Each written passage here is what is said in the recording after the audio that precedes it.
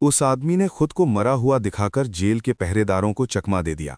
जब पहरेदार भागे हुए कैदी को ढूंढ रहे थे, तभी उसने अपने पैरों की रस्सी काट ली और पानी के ऊपर आ गया। अब वो पूरी ताकत से दूर तैरने लगा। लेकिन वो जेल से भागा कैसे? असल में उस आदमी को झूठे केस में फंसाकर जेल भेज दिया गया था। ये जेल एक अकेले समुद्री द्वीप पर थी। वहां उसकी जिंदगी बहुत मुश्किल थी। उसके पास सिर्फ उसकी पत्नी की दी हुई एक जेब घड़ी थी, जो उसे जीने की ताकत देती थी। एक दिन जेल का अधिकारी उसके पास आया और सच्चाई बताई, लेकिन उसकी बात सुने बिना चला गया। इसके बाद उस आदमी को रोज बचा खुचा खाना दिया जाने लगा। अगर वो खाने से मना करता तो उसे मार पड़ती। कुछ दिनों बाद उसने दीवार के दूसरी तरफ से आवाजें सुननी शुरू की। कई दिन बाद उसने अपना बिस्तर हटाया और देखा कि वहां एक बूढ़ा आदमी सुरंग खोद रहा था। दोनों की दोस्ती हो गई और वे रोज साथ रहने लगे। जब कभी पहरेदार जांच करने आते तो वो आदमी कोने में छिप जाता।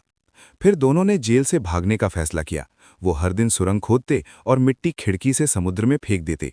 रात को वे बातें करते और चांदनी देखते। धीरे धीरे उस आदमी के मन में आज़ादी की चाह बहुत बढ़ गई।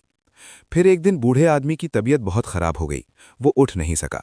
मरने से पहले उसने बताया कि दीवार में एक खजाने का नक्शा छिपा है।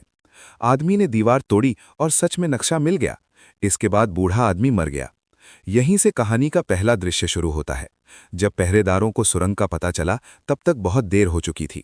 आदमी किनारे पहुंच चुका था और अब वो अपनी आज़ाद और खुशहाल जिंदगी की ओर बढ़ चुका था।